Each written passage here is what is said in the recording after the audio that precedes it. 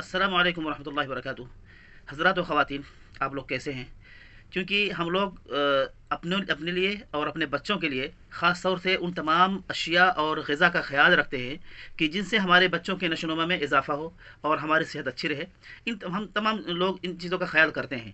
تو اب یہ سوچئے کہ اللہ کے نبی کی کوئی بھی سنت فائدے سے خالی نہیں ہے۔ الحمدللہ اللہ کے نبی کی کوئی بھی سنت فائدے سے خالی نہیں ہے۔ تو خاص طور سے ان سنتوں کا اگر خیال کر لیں کہ صبح سے لے کر شام تک اللہ کے نبی کیا کیا کھاتے تھے، یا اپنی پوری زندگی میں کیا کیا چیزیں کھائی ہیں، اور وہ چیزیں آپ کو معلوم ہو جائے اور اس کو آپ نے کھانا شروع کر دیا، تو یقین کریں کہ آپ اور آپ کے بچے تمام لوگ صحت مند رہیں گے انشاءاللہ باذن اللہ۔ تمام مومن مرد اور عورتیں سب لوگ صحت مند رہیں گے۔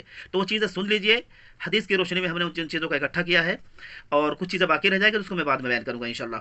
تو ہمارے نبی محمد صلی اللہ علیہ وسلم نے جن چیزوں کو اپنی زندگی میں لائے ہیں بطور غذائیت کھانے کے طور پر، کیونکہ ناشتہ کبھی کبھار آپ کرتے تھے، ناشتہ کا کوئی عام معمول نہیں تھا۔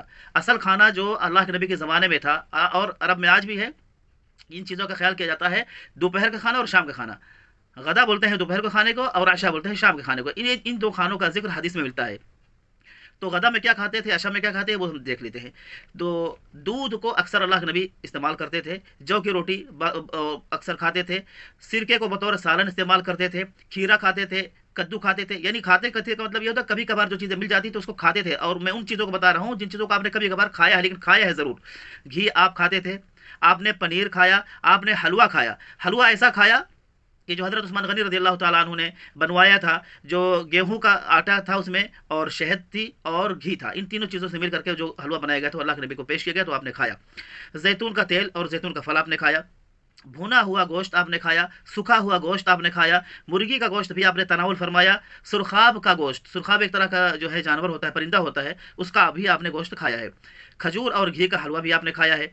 گوشت اور کوٹے ہوئے گیہوں کا پکایا ہوا کھانا بھی آپ نے کھایا ہے، یعنی گوشت اور کوٹے ہوئے گیہوں کو ایک ساتھ ملا کر کے کھچڑے کی طرح بنایا گیا، اس کو بھی آپ نے کھایا۔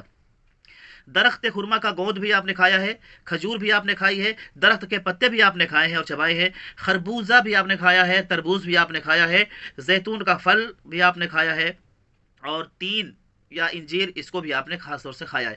تو ان تمام چیزوں کو جو میں نے ذکر کیا ہے یہ خاص طور سے اللہ کے نبی کی زندگی میں تھی، عام طور پر اس کو آپ کھاتے تھے۔ اور دوپہر کا کھانا آپ کب کھاتے تھے؟ ضحیٰ کا لفظ آتا ہے، ضحیٰ کے بعد یعنی تاشت کے بعد آپ آتے تھے میں عائشہ رضی اللہ تعالیٰ عنہ کے پاس اور کہتے تھے عائشہ کچھ کھانے کو ہے؟ تو اللہ کے نبی اگر ان کے پاس کچھ ہوتا تو بولتے کہ ہاں ہے، اور اگر نہیں ہوتا تو کہتے کہ اللہ کے نبی کچھ نہیں ہے، تو اللہ کے نبی اس وقت کہتے تھے انا صائم، تو پھر میں روزے سے ہوں۔ تو یہ دوپہر کا کھانا ہوتا تھا چاش کے بعد سے دوپہر تک، اور شام کا کھانا یعنی عشاء کا کھانا ہوتا تھا اللہ کے نبی کی زندگی میں۔ اللہ کے نبی جو فرماتے تھے کھاتے تھے وہ عصر کے بعد سے لے کر کے مغرب تک آپ کھانا کھا لیتے تھے، کبھی کبھار مغرب بعد بھی آپ نے کھایا ہے، اور عشاء کے بعد آپ نے کبھی نہیں کھانا کھایا ہے۔ تو اللہ تعالیٰ سے دعا کہ اللہ تعالیٰ ہم سب کو سنت نبویہ پر عمل کرنے کی توفیق عطا فرمائے، آمین۔ واخر دعوانا الحمدللہ رب العالمین۔